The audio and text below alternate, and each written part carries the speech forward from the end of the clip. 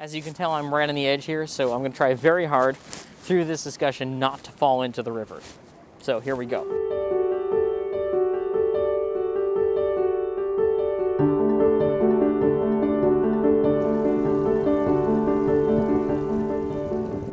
Hello everyone, welcome to lesson 4, Thursday, whatever.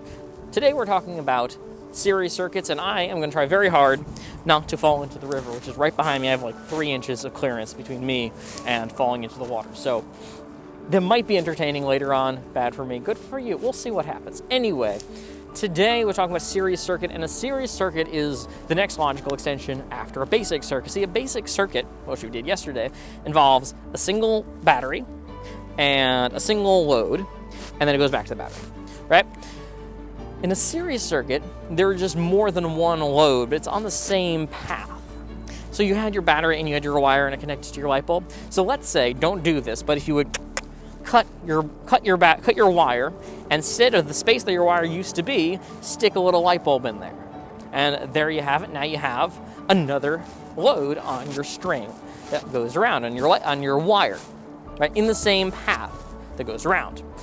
That will be a series circuit. So here's the thing with a series circuit. And what happens is that if at any point, if any of the connections are broken, the entire thing stops working, right? Because once you cut one of them, the entire thing, there's no longer, it's now an open circuit. It doesn't close. It doesn't go from battery to back to battery. It goes from battery and then it's cut off in the middle, right? So that's the issue with the series circuit too. I hope you understand that. Let me just, I don't know what series you guys are into reading now these days. I think there's Cities of the Lost of something. I don't know. You guys know Harry Potter? Read Harry Potter? I know it's very old, but if you were to have the Harry Potter books, you have 1, 2, and then 4, it doesn't make any sense, right? You have to go in series. They have to work in the series. If you skip something, the entire thing doesn't make any sense. How do they get there? How do they get to that point? So in fact, when the electricity, it's not how does it, it's not a problem, it's not, oh no, I have to go borrow the book from the library, it just ceases to function. So imagine a series circuit is like you're passing milk around the table by breakfast. The battery, the electricity being the milk. And your brother, he takes a bowl for his cereal. And then passes along to your sister, she takes some milk for her cereal. And then by the time it gets to the third person, there's no more milk left, right? You're still going to pass it around back to the fridge, or in this case, I guess you're going to pass it to the garbage. But point being that as you pass it, each person takes what they need. And at some point, so if you have a very, very big battery which can power everything, then everything's got enough power, and you're good to go. But if not, you're going to end up with the last 2, 5, 17 of them that are not going to get enough power. So that's the thing with the series circuit. So you got to be aware that when you make a series circuit, when you connect something in series, the first one is going to get full power. The next one might get enough power. The third one might also get enough. It depends how much power you start off with. You start off with too much power, the first one's going to get fried. So it's kind of a balancing act to make sure that everything gets enough power, but there isn't too much power to destroy the first things. So it's kind of tricky with a series circuit, but it's a very simple thing to build. So we're actually going to head off now. I'm going to go back to our little setup from yesterday. Wasn't that fun with the overhead camera? It's actually the tripod I'm using to do this. So you understand things are filmed separately.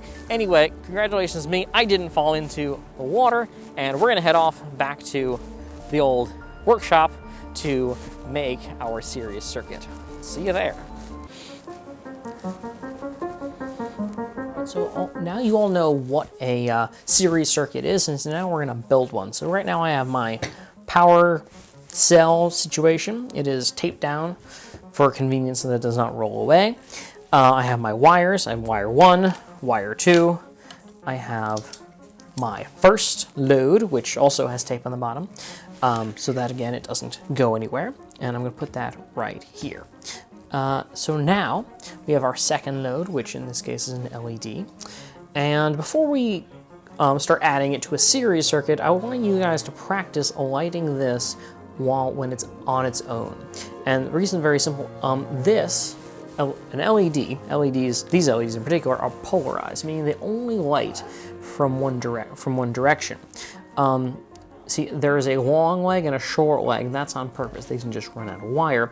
The reason is that the long leg is the positive side. So whatever wire is connected to the positive has to be connected to that leg.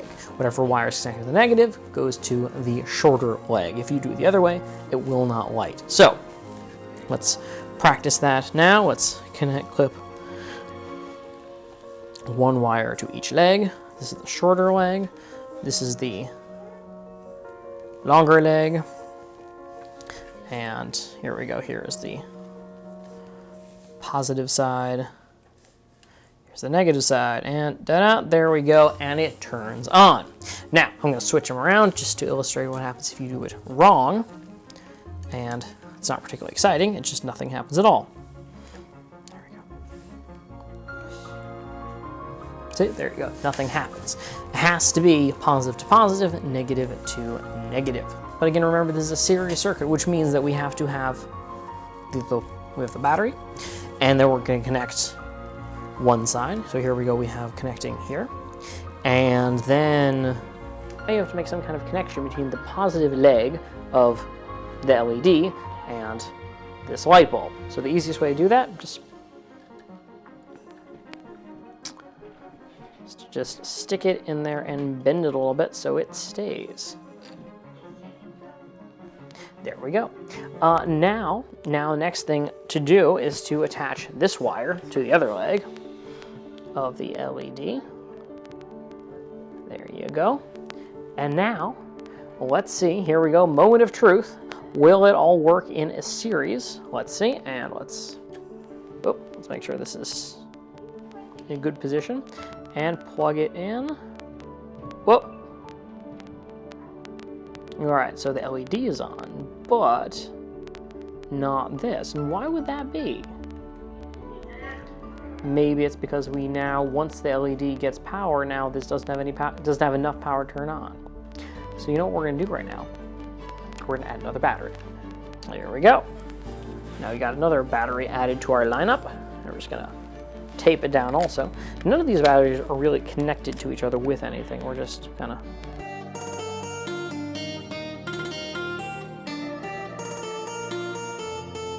all right, so I believe I actually just killed my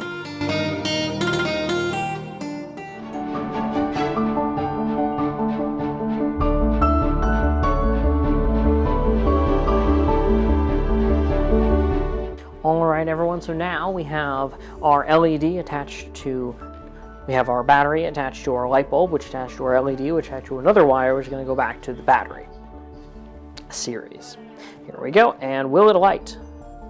Oh, we have lighting. I hope you can see up there, we have the LED is lit, but the battery is lit very dimly. All right, everyone, so there you have it. That is a series. You have one thing, another thing, another thing, another thing.